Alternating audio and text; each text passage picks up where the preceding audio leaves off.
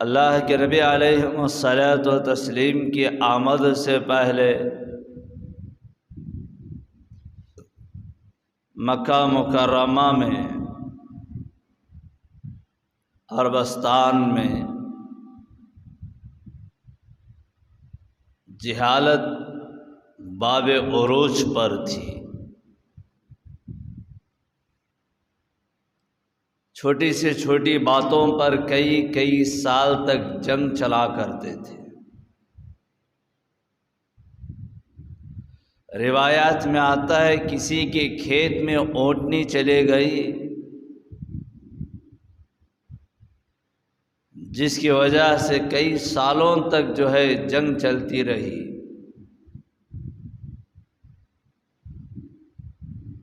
جہالت عام ہو چکی تھی، لوگ شرک کے مرض میں مبتلا ہو کر بیٹھے تھے۔ مکہ مکرمہ میں کعبے میں 360 بت رکھے ہوئے تھے۔ لوگوں نے بتوں کی پوجا کیا کرتے تھے۔ لوگوں نے حتیٰ کہ انسان کی پوجا، شرمگاہوں کی پوجا، جھاڑ درخت پتھروں کی پوجا، ہر طرح سے اندھیرا چھایا ہوا تھا۔ نبی صلی اللہ علیہ وسلم کے آمد کا منشا جب ہوا، وہ عربستان بڑا بدو لوگوں کا علاقہ، بڑے ضدی لوگ تھے۔ ایسے لوگوں کے درمیان نبی صلی اللہ علیہ وسلم کو اللہ تعالیٰ نے مبعوث فرمایا۔ ابھی دین نہیں آیا، شریعت نہیں آئی کہ ان بدو لوگوں نے، ان ضدی لوگوں نے اللہ کے نبی علیہ الصلاۃ والتسلیم کے اخلاق پر قربان ہو گئے۔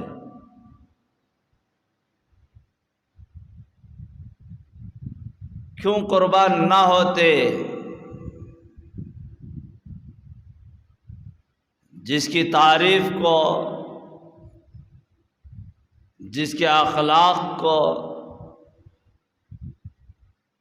خود قرآن بیان کرتا ہے، اِنَّكَ لَعَلَىٰ خُلْقٍ عَظِيمٍ۔ ایک مثال آپ کو یوں سمجھاؤں، قرآن کہتا ہے دنیا کی زندگی قلیل چھوٹی ہے، اور اس دنیا بالکل چھوٹی فرمایا۔ اگر انسان اس دنیا کے پتوں کو، اس دنیا کے ذروں کو، اس دنیا کی نعمتوں کو گننا چاہے گن نہیں سکتا، لیکن اس دنیا کو اللہ نے چھوٹی بتایا۔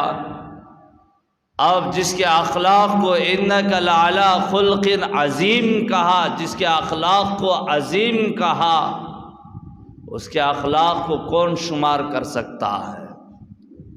اس کے اخلاق کو کون گن سکتا ہے؟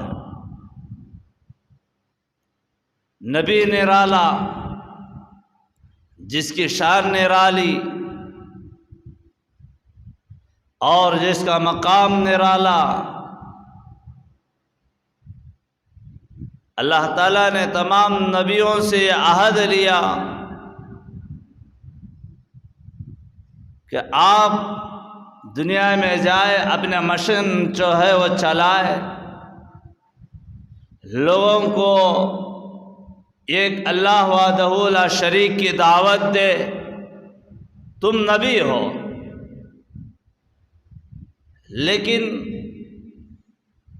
نبیوں کے درمیان میں ہمارا نبی کا مقام اللہ تعالیٰ نے نبیوں کو بتانا چاہا۔ اللہ تعالیٰ جانتا تھا کہ ان نبیوں کے دور میں میرا حبیب نہ آئے گا۔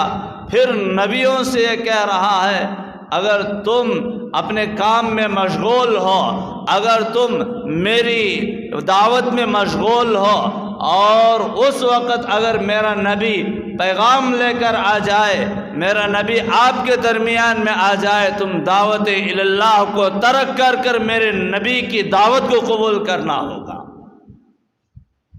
اللہ جانتا تھا میں ابھی نہیں بھیجوں گا، یہ خاتم النبیین ہے، یہ آخری نبی ہیں، پھر بھی وہاں پر اللہ تعالیٰ نے نبیوں کے درمیان بتا رہا ہے میرے نبی کا مقام یہ، جب آپ کے درمیان میرا نبی آ جائے تم لبیک کہتے ہوئے میرے نبی کے بات کو مان لینا ہوگا، تمہاری نبوت ختم ہو جائے گی۔ اور آگے آئیے قرآن کا ایک جملہ وَرَفَعْنَا لَكَ ذِكْرَكَ، سیدنا حضرت موسیٰ علیہ الصلاۃ والتسلیم کو اللہ تعالیٰ نے نبوت عطا فرمایا۔ فرمایا موسیٰ جائیے، فرعون کا ظلم باب عروج پر ہے، آپ لوگوں کو میرے طرف بلائیے، حق بات پہنچائیے۔ موسیٰ علیہ الصلاۃ والتسلیم نے اللہ تعالیٰ سے کہا رب اشرح لی صدری ویسر لی امری، یا اللہ اس عظیم کام کو، اس دعوت الی الحق کو میں لوگوں تک پہنچانے کے لیے میرے سینے کو کھول دے۔ موسیٰ علیہ الصلاۃ والتسلیم نے اللہ تعالیٰ سے پوچھا، مانگا۔ اللہ تعالیٰ نے کہا اے موسیٰ پھر تو جائیے کہ میں آپ کے سینے کو کھول دیا۔ جب میرا اور آپ کے آقا جناب محمد رسول اللہ صلی اللہ علیہ وسلم کی باری آئی، أَلَمْ نَشْرَحْ لَكَ صَدْرَكَ وَوَضَعْنَا عَنْكَ وِزْرَكَ الَّذِي أَنْقَضَ ظَهْرَكَ، اے میرے محبوب موسیٰ نے پوچھا تو ان کے سینے کو کھول دیا، میں آپ کو پوچھے بغیر آپ کے سینے کو کھول دیا، اور اتنا ہی نہیں وَرَفَعْنَا لَكَ ذِكْرَكَ، میں نے آپ کے ذکر کو بھی بلند کر دیا۔ آپ صلی اللہ علیہ وسلم کی شان، آپ صلی اللہ علیہ وسلم کا مرتبہ ہے، کائنات کا ذرہ ذرہ آپ صلی اللہ علیہ وسلم کو جانتا ہے، چاہے دنیاوی ذرہ کیوں نہ ہو، چاہے آسمانات کا ذرہ ذرہ کیوں نہ ہو۔ اللہ تعالیٰ نے آپ صلی اللہ علیہ وسلم کو سفر معراج پر بلایا، ساتھ جبرائیل علیہ الصلاۃ والتسلیم ہے۔ جب پہلے آسمان کا دروازے پر دستک دی، آسمان کے دروازے کا فرشتے نے پوچھا من دق الباب، کون آیا ہے میرے در پر؟ انا جبرائیل۔ تیرے ساتھ کون ہے؟ یہ محمد الرسول اللہ ہے۔ تو فرشتے نے ان سے دوسری کوئی بات نہ پوچھی، اور کیونکہ فرشتہ جانتا ہے کہ محمد رسول اللہ کون ہے۔ ہر مخلوق دنیا کا ہر ذرہ ذرہ نبی صلی اللہ علیہ وسلم کو پہچانتا تھا، حتیٰ کہ درختوں نے آپ کو پہچانا، حتیٰ کہ آپ کو کنکریوں نے آپ کو پہچانا۔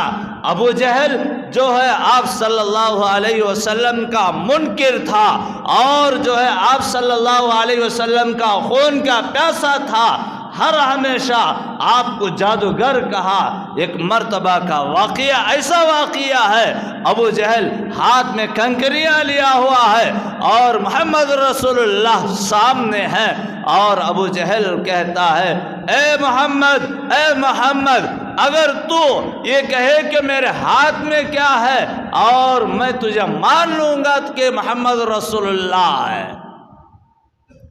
نبی صلی اللہ علیہ وسلم نے ابو جہل سے کہا میں نہیں بتاؤں گا تیرے ہاتھ میں کیا ہے، جو ہاتھ میں جو چیز ہے وہی چیز بتائے گی کہ میں کون ہوں۔ تو ابو جہل کے ہاتھ میں جو کنکریاں تھیں وہ کنکریوں سے آواز آنے لگی اشہد ان لا الہ الا اللہ و اشہد ان محمد رسول اللہ کی۔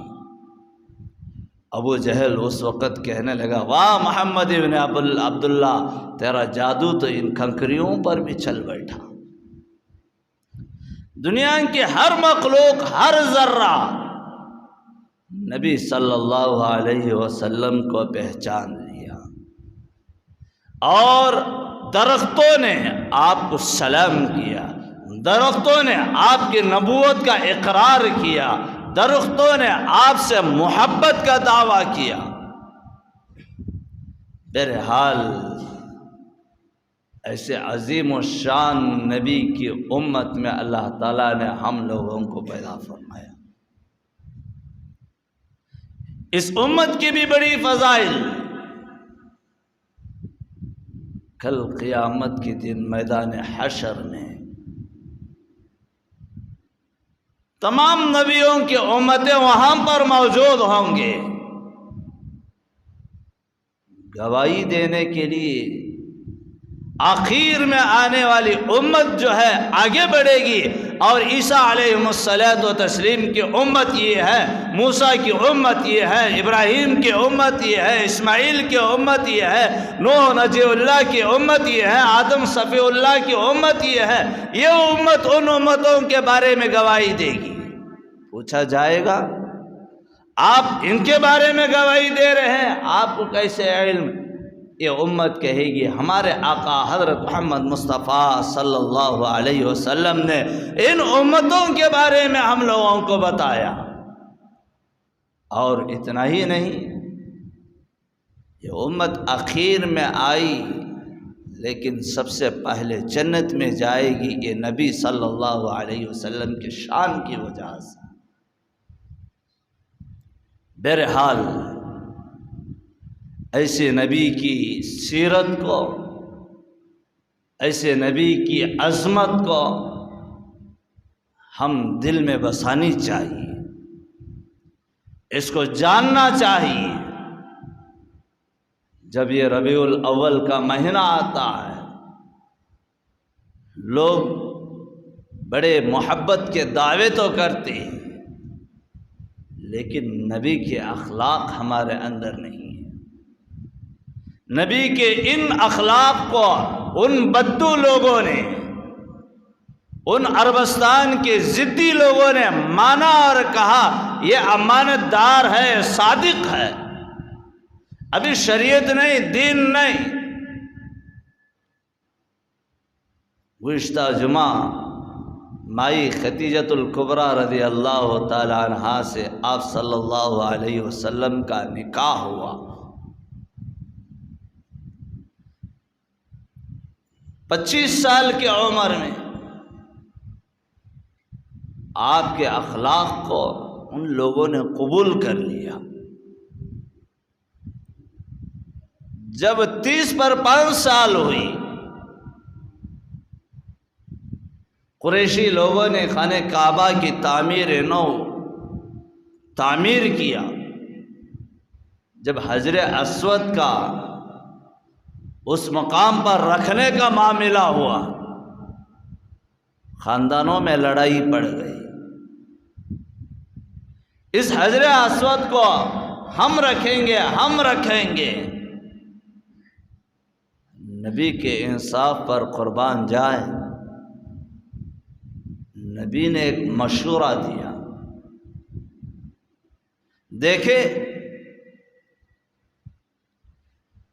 خاندان کا ہر بڑا فرد جو صبح سب سے پہلے آئے گا، اس کو یہ موقع دیا جائے گا کہ حجر اسود کو اٹھا کر اس کے مقام پر رکھ دیا جائے۔ سب لوگ محمد رسول اللہ کے اس بات پر متفق ہو گئے، خوش ہو گئے۔ اگلے دن صبح جب پورے لوگوں نے، بڑے لوگوں نے آ کر کے دیکھا کہ سب سے پہلے حضرت محمد مصطفیٰ صلی اللہ علیہ وسلم مکہ میں پہنچے ہوئے۔ اب نبی صلی اللہ علیہ وسلم چاہتے حجر اسود کو اٹھاتے اپنے مقام پر رکھ دیتے، لیکن آپ کے اخلاق بڑے نرالے، آپ کے اخلاق کو قرآن بیان کرتا ہو تو کیسے عدل و انصاف میں آپ کے اخلاق کو بگاڑنے میں ہرگز نہیں بگاڑ سکتے۔ نبی صلی اللہ علیہ وسلم نے ایک مشورہ دیا، چلو ایک بڑی چادر لائے، سب مل کر حجر اسود کو اٹھائے اور حجر اسود کو اس چادر میں رکھ دو اور سب مل کر اس مقام پر لے جاؤ۔ سب مل کر اللہ کے نبی کے اس مشورے سے، اس انصاف سے سب خوش ہو گئے اور پورے لوگ مل کر جو ہے حجر اسود کے مقام پر لے گئے، نبی اٹھا کر اس مقام پر رکھ دیا۔ حجر اسود کیا ہے؟ حضرت آدم علیہ الصلوۃ والتسلیم کے ساتھ جنتی پتھر ساتھ آیا ہے۔ آج بھی حجاج اکرام جاتی ہیں، حجر اسود کا بوسہ دیتی۔ بہرحال نبی صلی اللہ علیہ وسلم نے 25 سے 35 سال کی عمر میں یہ عدل، یہ انصاف، یہ اخلاق، جب اللہ تعالیٰ نے آپ کو نبوت عطا کرنے کا موقع عطا فرمایا، وقت آیا جب آپ صلی اللہ علیہ وسلم کی عمر مبارکہ 40 سال کی تھی، آپ نے غار حرا میں علیحدہ رہ کر تنہائی میں اللہ کی عبادت کیا کرتے تھے۔ ایک وقت آیا 12 ربیع الاول پیر کا دن، حضرت جبرائیل علیہ الصلوۃ والتسلیم نے قرآن مجید کی آیات اقرأ بسم ربک الذی خلق خلق الانسان من علق اقرأ وربک الاکرم الذی علم بالقلم علم الانسان ما لم يعلم۔ اس سورت کی ان آیتوں کو لے کر حضرت جبرائیل علیہ الصلوۃ والتسلیم آئے، نبی سے کہا پڑھو۔ نبی نے کہا کہ میں پڑھنا لکھنا نہیں جانتا، میں امی ہوں۔ حضرت جبرائیل نے کہا پڑھیے، پڑھنا لکھنا نہیں جانتا۔ تو اس وقت حضرت جبرائیل نے اللہ کے نبی کو اپنے سینے سے لگایا اور دبایا اور فرمایا کہ آپ جو ہے ان آیتوں کو یاد کر لیجیے۔ جب اتنی بڑی عظیم الشان نبوت اللہ کے نبی کے کندھوں پر ڈالا جا رہی ہو، لو انزلنا هذا القرآن على جبل لرأيت خاشعا متصدعا من خشیت اللہ، اس قرآن کو پہاڑوں پر اتارا جاتا، پہاڑ ریزہ ریزہ ہو جاتے، زمین پھٹ جاتی، آسمان پھٹ جاتا، سمندر خشک ہو جاتے۔ اللہ تعالیٰ نے ان انسانوں پر، اللہ تعالیٰ نے ان انسانوں کو، ان بندوں کو اللہ نے قرآن دے رہا ہو، اتنی بڑی دولت، نبی صلی اللہ علیہ وسلم کو نبوت کے تاج سے مال مال کیا۔ نبی جو ہے کانپ گئے، نبی پسینے میں شرابور ہو گئے اور نبی کے جسم میں کمزوری آ گئی، بخار چڑھ گیا۔ جلدی جلدی غار حرا سے مائی خدیجہ رضی اللہ تعالی عنہا کے گھر پر آ جاتے۔ ماں سے کہا زنبیلونی، خدیجہ جلدی سے کمبل اڑاؤ، ٹھنڈی محسوس ہو رہی ہے، بخار چڑھ رہا ہے۔ مائی خدیجہ جانتی تھی، کیونکہ مائی خدیجہ آپ کے اخلاق کو اور آپ کے نبی ہونے کے بشارتوں کو، دلائل کو دیکھ چکی تھی۔ مائی خدیجہ نے آپ کو سلائے بغیر پوچھنے لگی، اے میرے سرتاج کیا معاملہ ہے؟ اللہ کے نبی نے فرمایا، خدیجہ آج میں نے کبھی ایسے فرشتے کو نہیں دیکھا، اور بڑا لمبا، اور اس نے آ کر اور مجھے اس طریقے سے ان آیتوں کو بتایا، اپنے سینے سے لگایا۔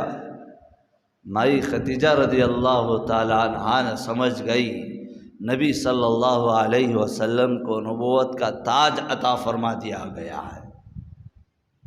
فوراً کہنے لگی، اے میرے سرتاج، آپ گھبرائیے نہیں، آپ ڈریے نہیں، اللہ نے آپ کو نبوت عطا فرمایا ہے، اب سونے کا وقت نہیں ہے، آپ ڈرنے کا وقت نہیں ہے، جائیے لوگوں کے درمیان ایک اللہ وحدہ لا شریک کی دعوت دیجیے۔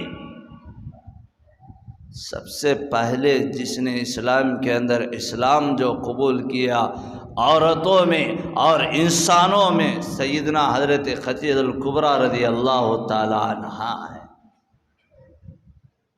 ہر مرد کے پیچھے ایک عورت کا ہاتھ ہوتا ہے، اسی طریقے سے اس اسلام کو آگے بڑھانے میں مائی خدیجہ رضی اللہ تعالی عنہا کا ہاتھ، آپ کو ہمت دی، آپ کو یقین دلایا، آپ کو بھروسہ دیا، آپ کو مایوس نہ ہونے دیا۔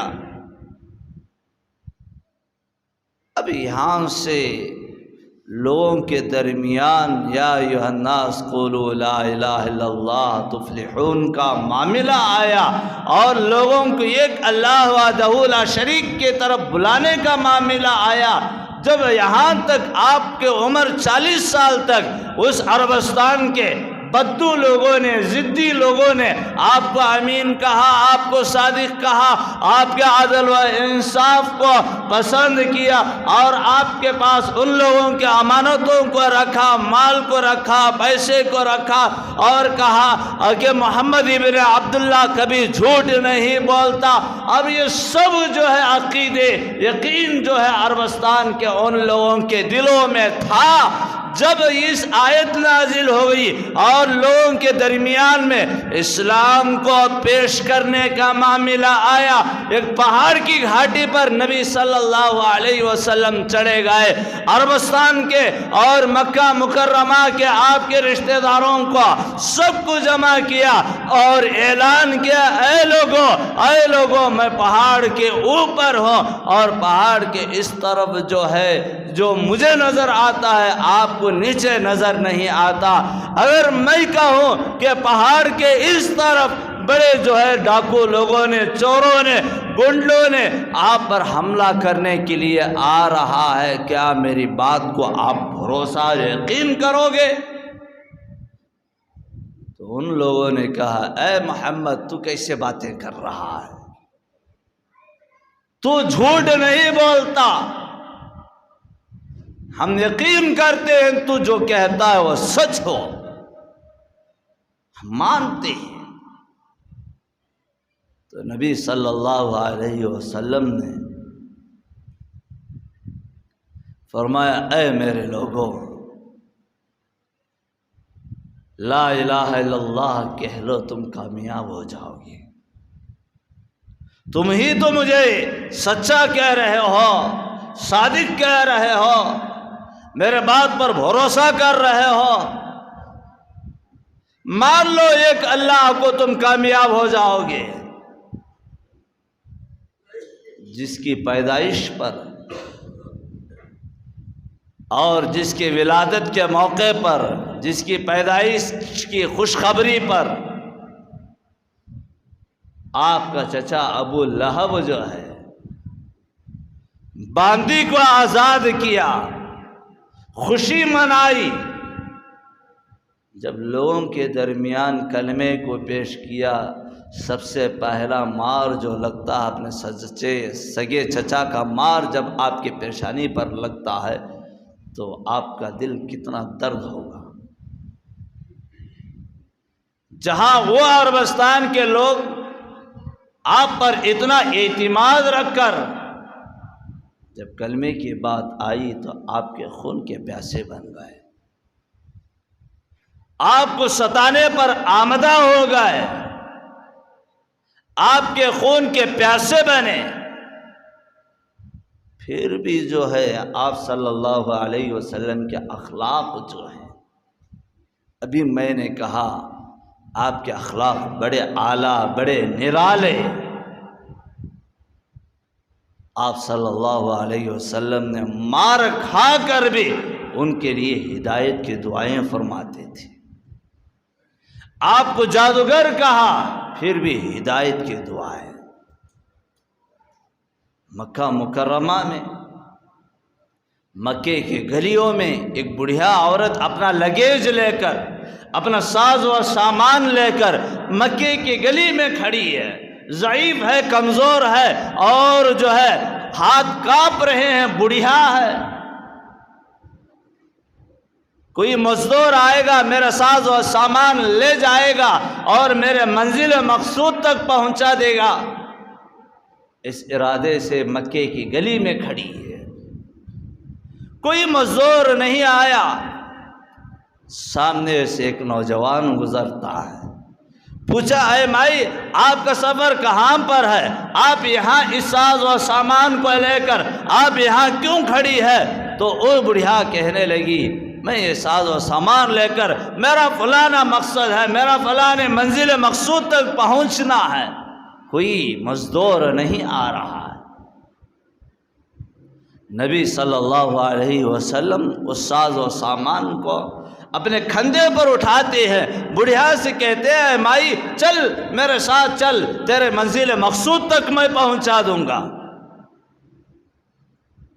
وہ بڑھیا راستے میں نبی کی تعریف کرنے لگی، وہ بڑھیا اس نوجوان کی تعریف کرنے لگی، ارے نوجوان تو بڑا اچھے اخلاق والا نظر آ رہا ہے، اور تو جو ہے بڑا حسین ہے، بڑا خوبصورت ہے، میں دعا کرتی ہوں کہ اس جادوگر کی نظر تجھ پر نہ پڑے۔ نبی کو گالیاں دے رہی ہے اور یہ جانتی نہیں تھی کہ یہ محمد رسول اللہ ہے۔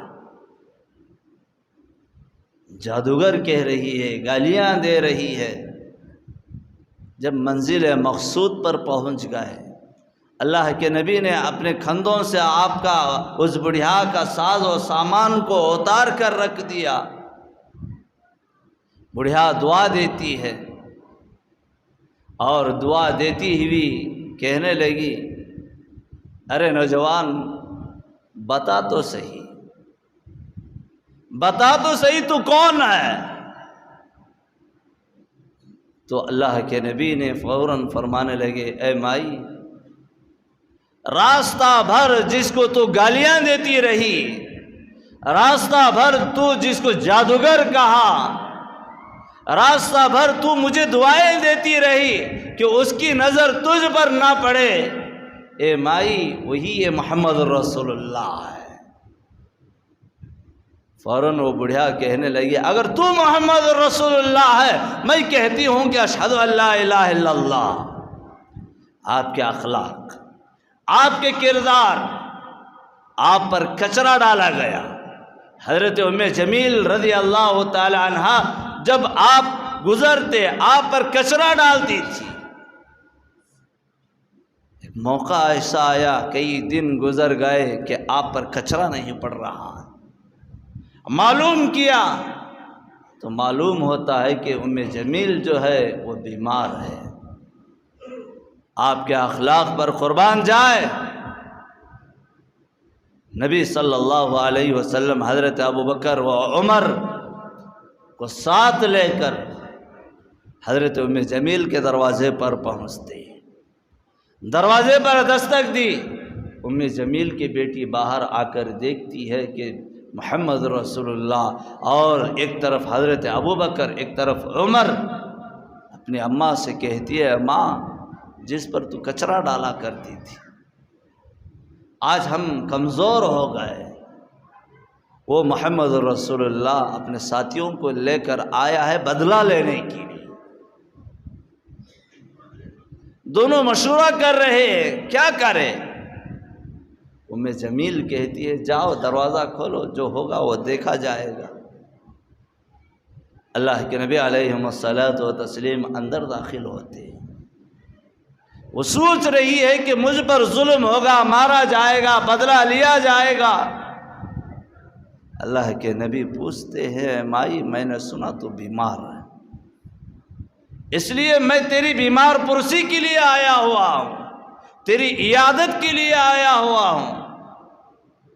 حضرت ام جمیل کی آنکھوں میں سے آنسو آ گئے، کہنے لگی اے محمد میں تجھ پر اتنا بڑا ظلم کیا، تیرا حق تو تھا بدلہ لے،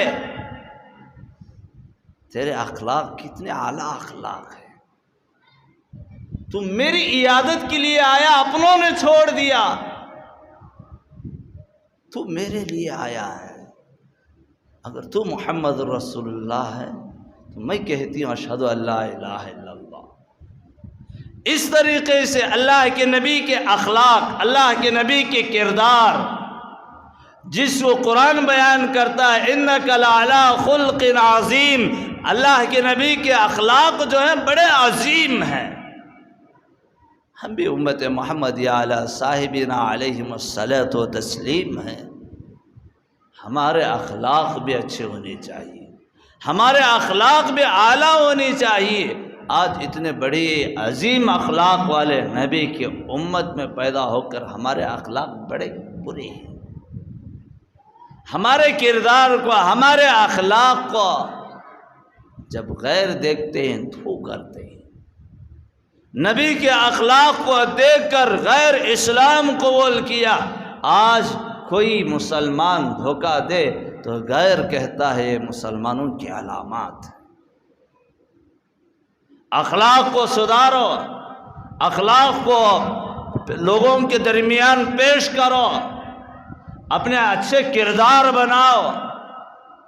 ہماری شریعت، ہمارے دین، نبی نے ہمارے یہاں جو لے کر آئے اور جو اخلاق لے کر آئے اس کو لوگوں کے درمیان پیش کرو۔ اگر کوئی ہم پر جو ہے زیادتیاں کر رہا ہے اس سے بدلہ لینے کے بدلے اس سے جو ہے صلح کرو، یہ نہیں کرتے۔ بھائی بھائی کے اخلاق بگڑے ہوئے، خاندانوں میں اخلاق تباہ ہو چکے ہیں اور معاشرے میں اخلاق تباہ ہو چکے ہیں۔ کب تک ہم اپنے برے اخلاق کو پیش کرتے رہیں گے؟ کب تک مسلمان دشمن بن کر رہے گا؟ اتحاد کو پیدا کرو، اخلاق کو پیش کرو، دلوں سے نفرتوں کو ختم کرو۔ نبی پر اتنا بڑا ظلم ہوا اور مکہ سے جو ہے نکلنے پر مجبور کر دیا۔ جب مکہ فتح ہوا نبی ہر ایک کو معاف کر رہا ہے، ہر ایک کو درگزر کر رہے ہیں۔ چھوٹی چھوٹی باتوں پر ہم کئی دلوں تک جو ہے ہمارے اندر خباثت لے کر کے پھرتے ہیں، دل میں نفرت لے کر کے پھرتے ہیں۔